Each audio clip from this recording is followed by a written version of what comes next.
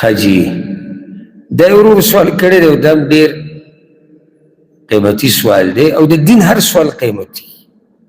ولې هر سوال قیمتي د دین سره تعلق دی هر سوال کله کله دې چې دا ملګري ساده غونته کې سوال وکړي چې ډېر اسان سوال وي لکه اوس یو سړی راولګېدو چېرې د اسلام څو رکنې دي بل ځای چې سر واړوي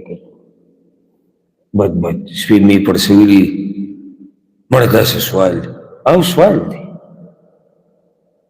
دی د اسلام څو ارکان دي او ته ولې بې غوسه کېږي خو تا ته معلوم دی که نه ډېرو ته به دا نه معلوم او زه به یم چې ټولو ته معلوم دی چې مراجعه به یې کړو که نه بیا به راتازه شي عبادت نه دی نو دا بعض ملګرو ورته کې خیال کړی څوک چې سوال وکړي چې دی به زر سر واړی ته وایي چې وایي هغه دې یار ته معلوم وي که نه نو د دا مطلب چې کوم څه ما ته معلوم دي هغه هر چا ته معلوم دي کله سوال یو کس ته معلومي بل ته نه معلوم او کله معلومي یا دهاني وشي نو سوال هر یو قیمتي چې دین سره تعلق ساتي او عبادت موږ چې دلته دا کینو که نه نو الحمدلله زمونږ دا ناست هم عبادت دی زمونږ دا ولاړ هم عبادت دی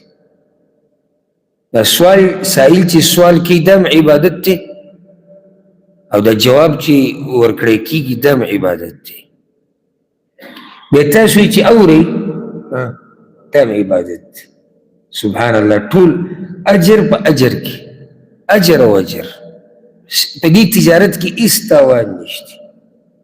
تجارتونه کې کله تاوان وي اوس یو سړي ته زه چې راځه تجارت کوو ځو او د الله دین زده کوو دا تجارت دی نو دی ما ته وایي چې دې کې به ګټه څومره وي دې کې به تاوان څومره وي تجارت کې خلک دا تپوس کوي جواب دا دی چې دې کې تاوان قطعا نشته دې کې سراسر ګټه ده الف نه د یا پورې ټوله ګټه ده الله دې زموږ نصیب